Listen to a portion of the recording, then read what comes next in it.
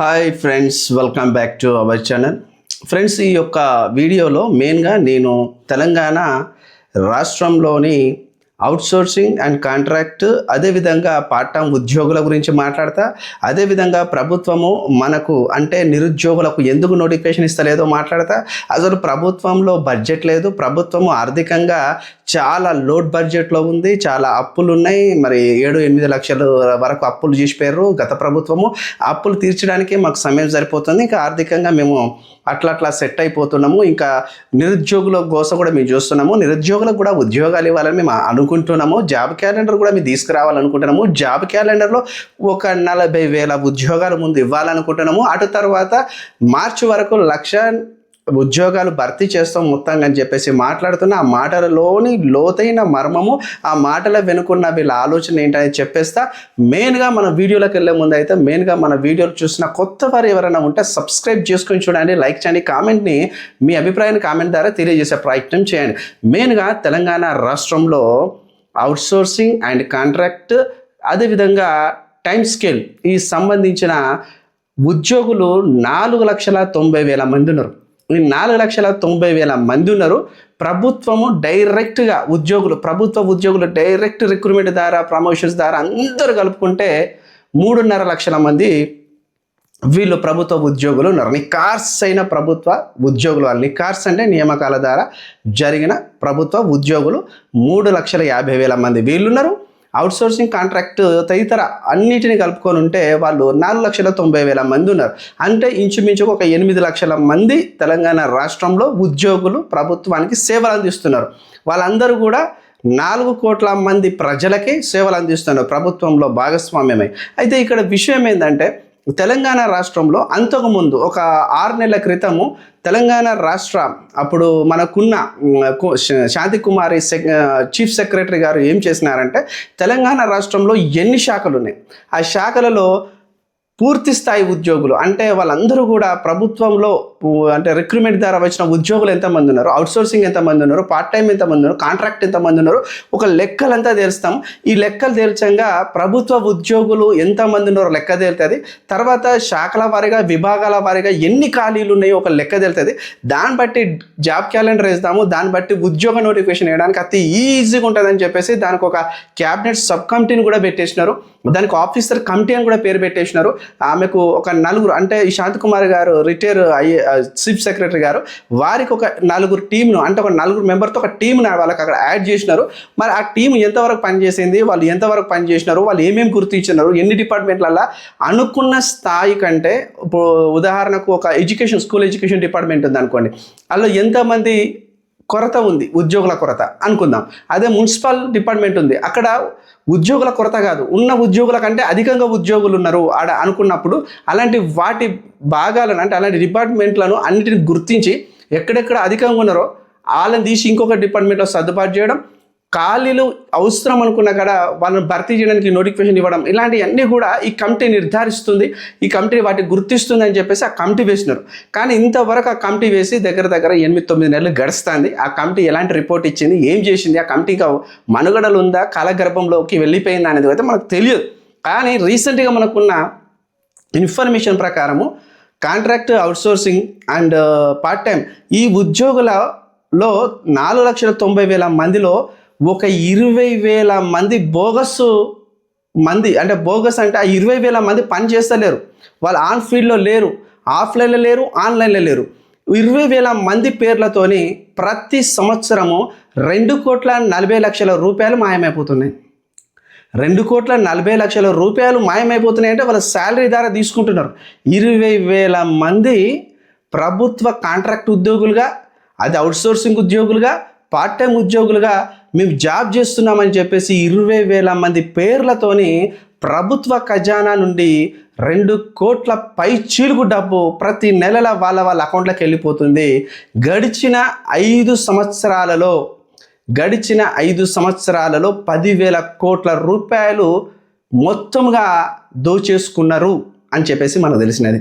అంటే ఈ గడిచిన 5 సంవత్సరాలల్లో ఇంతమంది ఫేక్ పేర్లతోని, అకల్పితమైన పేర్లతోని, వాడు బ్రతికున్నాడో సచ్చిండో, ఆ మనిషి భూమి మీద ఉండడో లేడో తెలియని అకల్పితమైన పేర్లతోని ఫేక్ పేర్లతోని ఫేక్ జాబితాతోని ఇన్ని డబ్బుల రూపాయలు ప్రభుత్వ ఖజానా నుండి పోతుంటే ఒక ఫైనాన్స్ డిపార్ట్మెంట్లో ఒక ఐఏఎస్ లాంటి గ్రేట్ క్యాడర్లో ఉండి సెక్రటరీస్ మరి వీళ్ళందరూ ఏం చేస్తున్నారు అంటే ఇప్పుడు ఇది డబ్బంతా మనదే కదా, మన ట్యాక్సెస్ ద్వారా కట్టిన డబ్బే కదా. మనలాంటి సామాన్య మానవులు పెద్ద పెద్ద కరోడ్స్ వీళ్ళందరూ ట్యాక్సెస్ ద్వారా కట్టిన డబ్బులే ప్రభుత్వానికి పోతాయి కదా. మన డబ్బు మన రాష్ట్ర ఖజానాలో మన తెలంగాణ సంపద ఇంతగా మట్టి కొట్టుకోబోతుంది, ఇంత ఘనంగా దొంగలు దోచుకోబోతున్నారు, ఇంతమంది ఫేక్ వ్యక్తులు ఇట్లా డబ్బులు ప్రభుత్వం కాజేస్తున్నారంటే మరి ఇంత పెద్ద వ్యవస్థల వీళ్ళందరూ పెద్ద పెద్ద వాళ్ళు పెద్ద పెద్ద స్థాయిలో ఉండి వీళ్ళు ఏం చేసిర్రు అసలు నాకు అర్థం అవ్వట్లేదు. మరి రేవంత్ రెడ్డి గారు వచ్చిన తర్వాతనే ఇది ఎట్లా బయటపడ్డది, అసలు ఏ డిపార్ట్మెంట్లలో ఇలాంటి భాగవతం జరుగుతుందంటే యూనివర్సిటీస్లలో మెయిన్గా, కార్పొరేషన్లలో మెయిన్గా, ఇంకా వేరే వేరే డిపార్ట్మెంట్లో మెయిన్గా ఇలాంటి జాబితాతో 20,000 మంది ప్రతి నెల వాళ్ళ అకౌంట్లోకి డబ్బులు వెళ్ళిపోతున్నాయి. వాళ్ళు పని చేసింది లేదు, వాళ్ళు ఎక్కడ కనిపించేది లేదు, ఏం లేదు. మరి ఈ ఈ ఈ భాగవతానికి ఈ ముఠాకు ఎవడు నాయకుడు? ప్రతి నెల ఇంత డబ్బు ఎవడి జేబులోకి పోతుంది? వాడు ఎవడై ఉంటాడు అనేది ప్రభుత్వం దొరకబట్టే పనిలో ఉన్నది. ఫోరెన్సిక్ ఆడిట్ జరుగుతుంది. ఈ ఫోరెన్సిక్ ఆడిటింగ్లో కనుక నిజంగా వీళ్ళు కనుక జాబితా తీస్తే ఇంకా 20,000 దాటిపోతుందట. 20,000 దాటిపోతే ఇంకెంతమంది ఎన్ని వేల మంది బయటకు వస్తారో చూద్దాం. ఒక 40,000 ఉంటారా, 50,000 ఉంటారా చూద్దాం. మరి ఇంతమందికి ప్రతి సంవత్సరంగా ఇన్ని వేల కోట్ల రూపాయలు వెళ్ళిపోతున్నాయి, ప్రతి నెలగా ఇన్ని కోట్లు వెళ్ళిపోతుంటే తెలంగాణ నిరుద్యోగులు బుక్కులు పట్టుకొని కంటికి నిద్ర లేకుండా కళ్ళు కాయలు కాసేటట్టు ఎదురు చూస్తున్నారు ప్రభుత్వం వైపు.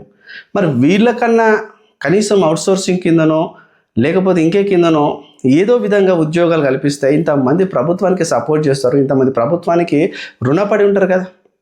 అంటే నిరుద్యోగుల కోసం ఆలోచించరు. ఎవడో బడా నాయకులు వీళ్ళంతా ఏజెన్సీలు పెట్టుకొని వీళ్ళంతా అవుట్సోర్సింగ్లు కింద ఉద్యోగాలు పెట్టిస్తామని ఇటు నిరుద్యోగులను నయవంచన చేసి వాళ్ళ మోసం చేసి ఒక్కొక్కరి దగ్గర ఏజెన్సీలు ఉంటాయి. మిత్రులారా మోసపోకండి, ఏజెన్సీలతో మోసపోకండి. ఒక్కొక్కడు 2 లక్షలకు ఉద్యోగం ఇస్తాం, 1 లక్షకో ఉద్యోగం ఇస్తాం, 3 లక్షలకు ఉద్యోగం ఇస్తాం అని దొంగలు బయలుదేరుతారు. దయచేసి చెప్తాను, ఆ దొంగల మాటలు వినకండి. కోట్ల రూపాయలు దోచుకుంటారు. ఒక ఏజెన్సీ ద్వారా ఒక 300 మంది ఒక 200 మంది రిక్రూట్మెంట్ అవుతే మీకెళ్ళి 5% 10% వాడికి కమిషన్ వెళ్ళిపోతుంది ప్రతి నెల. ఉదాహరణకు ఒక 20,000 శాలరీతో ఎవడైనా రిక్రూట్మెంట్ అయితే వాని అకౌంట్లోకి, నేను నియమించిన అకౌంట్లోకి 6 నుంచి 7,000 రూపాయలు వెళ్ళిపోతాయి. కాబట్టి ఇదంతా ఒక వ్యవస్థ తయారైంది, ఒక ముఠ తయారైంది, ఒక ఫ్రాడ్ ముఠ తయారైంది. ఇంత దారుణం ఉన్నది. ఒక ప్రభుత్వ వ్యవస్థల 20,000 మంది అసలు వర్క్ చేయకున్నా, పని చేయకున్నా, వాడు బ్రతికున్నాడో సచ్చిండో, మరి వాడిని ఎట్లా నియామకం చేసుకున్నారు, వాని సర్టిఫికేట్ ఏమి ఉన్నది, వానికి ఆధార్ కార్డు లింక్ అప్ ఉన్నదా, వాని బ్యాంక్ అకౌంట్ లింక్ అవుట్ ఉన్నాయా, ఎవరి అకౌంట్లో పడుతున్నాయి అనేది ప్రభుత్వం నిగ్గుదేర్చి వాళ్ళందరికీ వెళ్ళి డబ్బులు రికవర్ చేయాలి. అవి ప్రభుత్వ అకౌంట్లోనే పడాలి. ఆ డబ్బులను కూడా మన ప్రభుత్వం ఏదైనా ప్రజా సమస్యలకు ఉపయోగం కోసం ఖర్చు చేయాలి. అంతేగాని దొంగలు దోచుకోవడానికి ఇంత బయలుదేరితే ఇజ్జత్ పోతుంది. ఇక్కడ తెలంగాణలో కాదు, దేశం మొత్తం ఇది హాట్ టాపిక్గా మారుతుంది. అసలు పని చేయకుండా ఇంత పెద్ద స్కాము, ఇంత పెద్ద కుంభకోణం తెరలేపినాడు ఎవడా మొగోడు అని దొరకబట్టురు. తెలంగాణ రాష్ట్ర సీఎం రేవంత్ రెడ్డి గారు సీరియస్గా ఉన్నారు విషయంలో, చాలా సీరియస్ ఉన్నారు. దానికి కంప్లీట్లీ వాళ్ళకి మీరు ఫోరెన్సిక్ ఆడిటింగ్ చేయండి, ఇంకా దొరకబట్టండి. ఈ ఫోరెన్సిక్ ఆడిటింగ్లో ఇంకెక్కువ మంది కూడా దొరికే అవకాశం ఉంటుంది, వాళ్ళని వదిలిపెట్టకండి అని చెప్పేసి కూడా సీఎం రేవంత్ రెడ్డి గారు అయితే చెప్పినారు. కానీ మరి మెయిన్గా మరి ఇక్కడ చూసినట్టయితే తెలంగాణ ప్రజలకు తెలియాల్సిన విషయం ఏంటంటే మన సొమ్ముతోనే కొంతమంది దొంగలు భాగవతంగా వాళ్ళు మొత్తం చేసిన భూభాగవతాలే కావచ్చు, ఖజానా భాగవతాలే కావచ్చు, డబ్బు భాగవతాలే కావచ్చు, తందనాలు తైతక్కలు ఆడుతున్నారు. మనం ఇష్టం ఓటు ద్వారా ఇలాంటి వ్యవస్థ తయారైపోతున్నది. మనకు నచ్చిన నాయకులను ఎవడైతే ఎన్నుకుంటామో వాడు అత్యధికంగా కూర్చొని ఇలాంటి కార్యకలాపాలు చేస్తూ ఉంటాడు. మెయిన్గా ఇక్కడ నిరుద్యోగులకు జాబ్ క్యాలెండర్ ఉందా అంటే ఇప్పుడు జాబ్ క్యాలెండర్ గురించి మనకు తెలియని పరిస్థితి ఉన్నది. ఆంధ్రప్రదేశ్లో లోకేష్ కుమార్ జనవరి నెలలో 2025 జనవరిలో జాబ్ క్యాలెండర్ రాబోతుంది. లోకేష్ ఎంత పెద్ద మాట మాట్లాడాడంటే 20 లక్షల ఉద్యోగాలు ఇస్తాం మేము ఎవరికి, ఈ ఆంధ్రప్రదేశ్ ప్రజలకు, ఆంధ్రప్రదేశ్ నిరుద్యోగులకు 20 లక్షల ఉద్యోగాలు. మన రేవంత్ రెడ్డి ఎంత ఇస్తానన్నాడు? కేవలం రేవంత్ రెడ్డి ఇస్తానని 2 లక్షల ఉద్యోగాలు 5 సంవత్సరాల పేరట. గుర్తుపెట్టుకోండి మిత్రులారా, 2 లక్షల ఉద్యోగాలు 5 సంవత్సరాల పేరట. రేవంత్ రెడ్డి అని ఇస్తానన్న ఉద్యోగాలన్నీ 2 లక్షల ఉద్యోగాలు 5 సంవత్సరాల లోపు ఇస్తానన్నాడు. అదే లోకేష్ అంటే చంద్రబాబు నాయుడు వాళ్ళ కుమారుడు లోకేష్ ఏమంటున్నాడంటే, నిన్నగాక మొన్న కానిస్టేబుల్స్ కూడా మనం ఆఫర్ లెటర్ వాళ్ళకి ఇచ్చేసాం. అదేవిధంగా వచ్చే సంవత్సరం అంటే జనవరి నెలలో తప్పనిసరిగా జాబ్ క్యాలెండర్ కూడా విడుదల చేసే బాధ్యత ప్రభుత్వం తీసుకుంటుంది. Thank you sir. సో 20 లక్షల ఉద్యోగాలు అనేది ప్రభుత్వ రంగంలో ప్రైవేట్ రంగంలో రెండు కలిసి అందించే బాధ్యత మేము తీసుకుంటాం. థ్యాంక్ యూ అమ్మా. 20 లక్షల ఉద్యోగాలు ఇస్తాం, అది 5 సంవత్సరాల లోపట. ఫస్ట్ మేము జనవరిలో 2 లక్షలతో నోటిఫికేషన్ ఇవ్వబోతున్నాం అంటాడు. అరే ఇది ఎట్లా సాధ్యం? ఆయన సాధ్యమవుతుంది అంటాడు. ఏమంటాడు, మేము ఒక 2-3 లక్షల ఉద్యోగాలు డైరెక్ట్ ప్రభుత్వ రంగంలో చూపిస్తాం, మిగిలిన ఉద్యోగాలు ఒక 17 లక్షలు ఉంటాయా, మిగతా ఎన్ని ఉంటాయి అవన్నీ కూడా మేము ప్రైవేట్ రంగాలలో మీకు ఉపాధి కల్పిస్తాం, ప్రైవేట్ రంగాల్లో మీకు ఉద్యోగాలు కల్పిస్తాం. అది టెక్ సంస్థలే కావచ్చు, టూరిజం సంస్థలే కావచ్చు, లేకపోయి ఉంటే మనకు ఆర్టిఫిషియల్ ఇంటెలిజెన్స్ లాంటి వ్యవస్థలనే కావచ్చు, ఎనీ జాబ్ ఆపర్చునిటీస్ ఏవి ఉన్నా కానీ మీకు ఖచ్చితంగా మీకు అవకాశం కనిపిస్తాము ఎనీ సోర్స్ ద్వారా అని చెప్పేసి అంటున్నారు. అంటే ఇక్కడ రేవంత్ రెడ్డి గారు మాటలకు మరి మన తెలంగాణ బిడ్డలు అట్రాక్ట్ అయిపోయి ఓట్లేసి గెలిపించుకున్నారు. అక్కడ లోకేష్ వాళ్ళు జాబ్ క్యాలెండర్ అని చెప్పేసి వాళ్ళు మాట్లాడితే అక్కడ వాళ్ళ మాటలకు అట్రాక్ట్ అయిపోయి వాళ్ళని గెలిపించుకున్నారు. కానీ గెలిపించుకున్నాక తర్వాత ఎవడు మాట మీద నిలబడ్డాడు? మన తెలంగాణ రాష్ట్ర ముఖ్యమంత్రి రేవంత్ రెడ్డి నిలబడ్డా, లేకపోతే పక్క రాష్ట్రం ఉన్న ముఖ్యమంత్రి చంద్రబాబు నాయుడు మాట మీద నిలబడ్డా? అంటే లోకేష్ వాళ్ళ కొడుకు మన చంద్రబాబు నాయుడు మాట మీద నిలబడ్డారు. ఎందుకంటే వాళ్ళకు జనవరి నెలలో జాబ్ క్యాలెండర్ అనేది రాబోతుంది. మరి మనకి ఎప్పుడు వస్తుంది జాబ్ క్యాలెండర్ అనేది క్వశ్చన్ మార్క్. మనకు జాబ్ క్యాలెండర్ వస్తుంది అనేదే క్వశ్చన్ మార్క్. దాంట్లో ఎలాంటి ఆన్సర్ సమాధానం లేదు. ఎందుకు లేదంటే ఎవరికి తెలియదు. బట్టి విక్రమార్క ఇంకా డిప్యూటీ సీఎం అయి ఉన్నాడు, పైసల మంత్రి అయి ఉన్నాడు, కానీ ఆయనకి ఏ పార్టీ జ్ఞానం ఉన్నదో నాకు అర్థమై వస్తలేదు. ఎందుకంటే మనకు పబ్లిక్ సర్వీస్ కమిషన్స్ మీటింగ్స్ మన రామోజీరావు ఫిల్మ్ సిటీలో జరిగింది. దానికి మనకు ద్రౌపది ముర్ము గారు ప్రెసిడెంట్గా దానికి అటెండ్ అయ్యి వాళ్ళు ఏదో మన నిరుద్యోగుల గురించి మాట్లాడకుండా ప్రభుత్వంలో ఉన్న పెద్ద ఉన్నత స్థాయి ఉద్యోగులకు పారదర్శకత ఉండాలి, నిజాయితీ ఉండాలి వాళ్ళు స్పీచ్ ఇచ్చుకున్నారు. కానీ మన బట్టి ఏమంటాడంటే జాబ్ క్యాలెండర్ ద్వారా చాలా చక్కగా నిజాయితీగా ఉద్యోగాల భర్తీ జరిగింది. అది కేవలం ఆ టీజీపీఎస్సీ ద్వారా. టీజీపీఎస్సీకి జాబ్ క్యాలెండర్ ఉండడం వల్ల చాలా చక్కగా పారదర్శకంగా నియామకాలు జరిగినాయి. ఎక్కడ కూడా అవకతవకలు జరగలే. ఏడున్నది జాబ్ క్యాలెండర్? టీజీపీఎస్సీకి జాబ్ క్యాలెండర్ ఉందా? టీజీపీఎస్సీ జాబ్ క్యాలెండర్ రిలీజ్ చేసిందా? మనందరూ తెలుసు.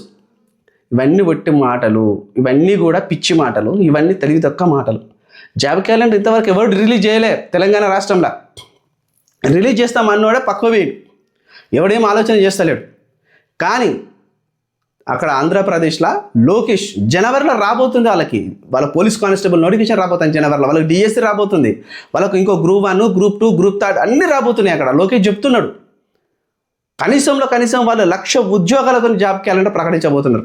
ఎందుకంటే లోకేష్ చెప్పడానికి ప్రధాన కారణం, నేను ఈ పక్క రాష్ట్ర ముఖ్యమంత్రి చంద్రబాబు నాయుడు వాళ్ళ కుమారుడు గురించి ఎందుకు మాట్లాడుతున్నా అంటే, సంక్రాంతి అనేది ఆంధ్రప్రదేశ్కు పెద్ద పండుగ. మనకు దసరా ఎట్లా పెద్ద పండుగ, వాళ్ళకి సంక్రాంతి అనేది చాలా పెద్ద పండుగ. ఆ పెద్ద పండుగ సందర్భంగా వాళ్ళు జనవరినే మొత్తంగా ఉద్యోగాల జాతర, కొలువుల జాతరగా ప్రకటించుకున్నారు. మరి మనకి డిసెంబర్ వచ్చింది, డిసెంబర్ 24th, ఇంకొక 4-5 రోజులు 6 రోజులు అయితే మనకి ఇయర్ ఎండ్ అయిపోతుంది. 2025 ఎండ్ అయిపోతుంది. 2026లో పోతాం. మరి ఎప్పుడు జాబ్ క్యాలెండర్ ప్రకటించేది? జాబ్ క్యాలెండర్ మీద ఎవరికీ కూడా ఎలాంటిది కూడా ఆలోచన లేదు. ఈ రాజకీయ నాయకులకు ఎవరికి కూడా లేదు. వాళ్ళు ఏమున్నా ప్రతిపక్షంలో ఉన్న వారిని టార్గెట్ చేయడం, వాళ్ళ గలీజ్గా బూతులు తిట్టడం. ఈ తెలంగాణ రాష్ట్రంలో ఎవడు కూడా ఎంత పెద్ద స్థాయి వ్యక్తి అయినా కానీ రాజకీయంలో ఉన్నాడు బూతులు మాట్లాడితే ఆడు అంత పెద్ద గ్రేట్ ఫేమస్ పొలిటికల్ లీడర్ అవుతారు అనమాట. ఇగో ప్రధానమంత్రి నరేంద్ర మోడీ గారి స్థాయి అనుకుంటారు. ఇక వాళ్ళు ఏం నేర్పిస్తున్నారు? ఇప్పుడు రాజకీయంలో నిజం చెప్తున్నా, రాజకీయం అనేది ఒక ప్యాషన్గా ఉండాలి. అది ఒక స్టైల్ ప్యాషన్గా ఉంటే ఆ ప్యాషన్ చూసి ఇంకోటి వచ్చి ప్రజాసేవ చేయాలి అనేది ఒక మంచి మోరల్ వాల్యూస్తో కూడిన రాజకీయాలు ఉండాలి. ఇంత బూతులు మాట్లాడతారు, ఎవరికి నోటికి ఏదేస్తుంది? నాలుగే దేవుడిచ్చింది బూతులు మాట్లాడడానికైనా. వాస్తవానికి వాళ్ళ గురించి మాట్లాడాలంటేనే నాకు ఇబ్బందిగా అనిపిస్తుంది. ఎందుకంటే లోకేష్ వాళ్ళు ఉన్నంత కమిట్మెంట్ రేవంత్ రెడ్డికి లేదు. రేవంత్ రెడ్డికి ఈ ప్రక్క రాష్ట్రంలో ఉన్న చంద్రబాబు లాగా కమిట్మెంట్ ఉంటే ఈ రోజున మనకు జనవరి వరకు జాబ్ క్యాలెండర్ రిలీజ్ అవుతుండే. 40,000 ఉద్యోగాలు అన్నాడు. 40,000 ఉద్యోగాలతో నేను జాబ్ క్యాలెండర్ రిలీజ్ చేయి, నేను ఎవడు క్వశ్చనింగ్ చేయడు. 4 పథకాలు పెడుతున్నామన్నారు. ఇప్పుడు అసెంబ్లీ సమావేశాలు ఉన్నాయి, మనకు 28కి వెళ్ళాలనుకుంటున్నా.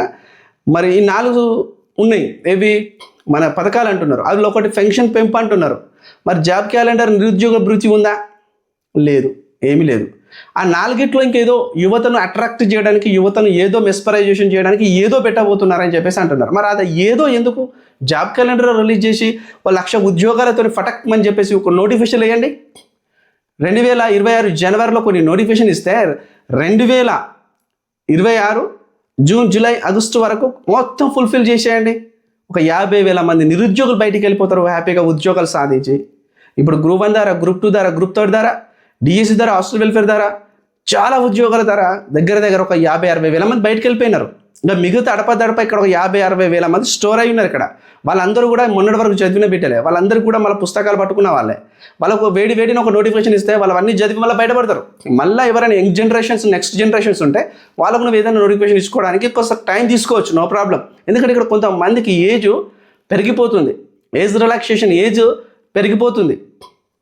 ఏజ్ బారైపోతే నెక్స్ట్ వాళ్ళకి ఏ నోటిఫికేషన్స్ రాసుకోవడానికి అర్హులు కాదు అనే బాధ వాళ్ళకి, అంతే తప్ప వేరేదేం లేదు.